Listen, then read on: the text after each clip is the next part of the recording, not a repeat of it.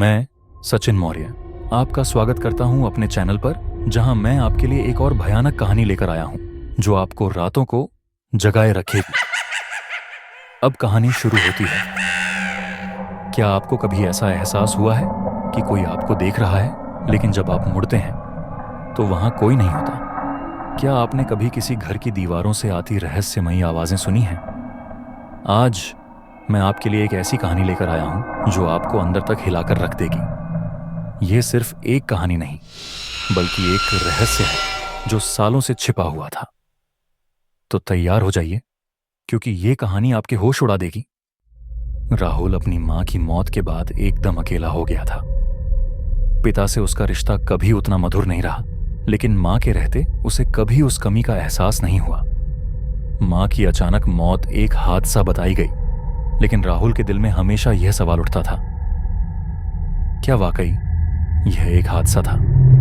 मां के मरने के बाद उनके कमरे को बंद कर दिया गया था। उसके पिता ने वहां जाने की सख्त मनाही कर दी थी, लेकिन हर रात ठीक 2 बजे उस कमरे से अजीब आवाजें आती, कभी किसी के चलने की, कभी हल्की सिसकियों की, और कभी कभी किसी के चीखने की। राहुल इन आवाजों को नजरअंदाज करने की कोशिश करता, लेकिन आज उसकी हिम्मत जवाब दे चुकी थी। उसने तय किया कि वह इस रहस्य का पता लगाएगा। रात के 1 बज रहे थे। राहुल का दिल जोरों से धड़क रहा था।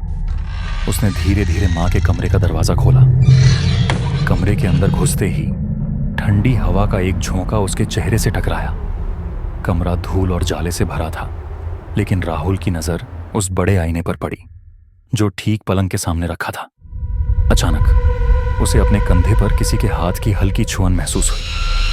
उसने घबराकर पलटकर देखा, लेकिन वहां कोई नहीं था। और फिर राहुल। कमरे में गूंजती धीमी दर्द भरी आवाज सुनकर राहुल के रोंगटे खड़े हो गए। उसने चारों ओर नजर दौड़ाई, लेकिन वहां कोई नहीं था। फिर अचानक आईने में हलचल हुई। राहुल ने देखा कि आईने में उसकी मां की परछाई उभर रही थी, लेकिन उनका चेहरा अजीब तरह से बिगड़ा हुआ था।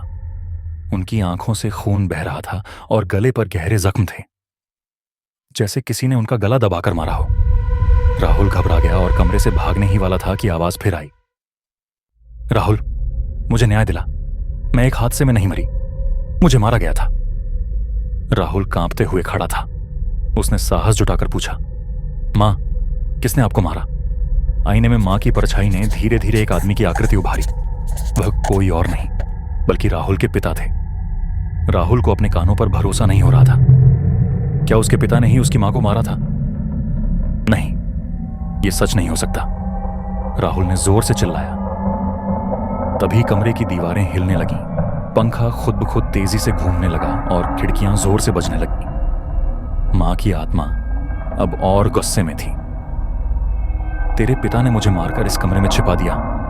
राहुल, तुझे मेरा बदला लेना होगा। राहुल उलझन में था। क्या वह अपने पिता से इस बारे में बात करे या पुलिस के पास जाए?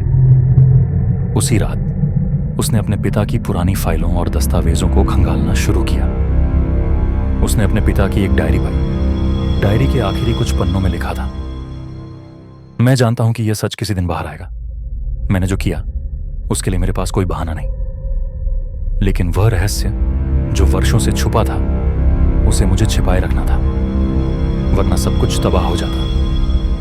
अगर राहुल को कभी सच्चाई पता चली तो वह मुझसे हमेशा के लिए नफरत करेगा, लेकिन मैं उसे यह बताना चाहता हूं कि मैंने यह सब सिर्फ उसे बचाने के लिए किया था। राहुल का सिर चकराने लगा।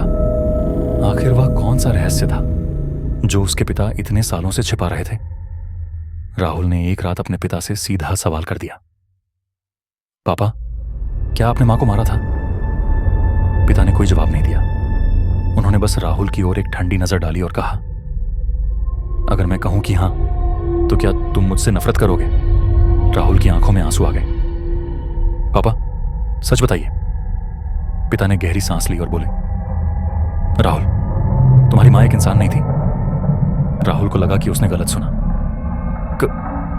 क्या? तुम्हारी मां इस दुनिया की नहीं थी बेटा। वह एक प्राचीन आत्मा थी जो इस घर में दशकों से कैद थी। मैंने उससे शादी की थी, लेकिन जब मुझे उसकी असलियत पता चली तब बहुत देर हो चुकी थी। वह हमारी आत्माओं को अपने साथ ले जाना चाहती थी। मैं उसे रोक नहीं सका, लेकिन जब उसने तुम्हें नुकसान पहुंचाने की कोशिश की तो मैंने उसे मार डाला ताकि तुम्हें बचा सकूं। राहुल की आंखें फैल गईं। उसकी पूरी दुनिया जैसे उलट गई। नहीं, यह झूठ है। मां ने कभी मुझे नुकसान नहीं पहुंचाया। वह मुझसे बहुत प्यार करती थी। पिता की आंखों में आंसू थे। हाँ बेटा, उन्होंने तुमसे बहुत प्यार किया, लेकिन एक दिन वह अपने असली रूप में आ जाती और तब तुम बच नहीं पाते। रात के 2 बजे राहुल फिर से मां के कमरे में गया। आईना टूटा पड़ा था, लेकिन दीवार पर खून से लिखा था, राहुल, मैंने तुमसे कभी झूठ नहीं बोला। मैं सिर्फ तुम्हें बचाना चाहती थी। सच का फैसला अब तुम्हें करना है। राहुल जमीन पर बैठकर रोने लगा। क्या मां सही थी या पापा? वह कभी नहीं जान सका, लेकिन एक बात साफ थी, रहस्य अब भी जिंदा था।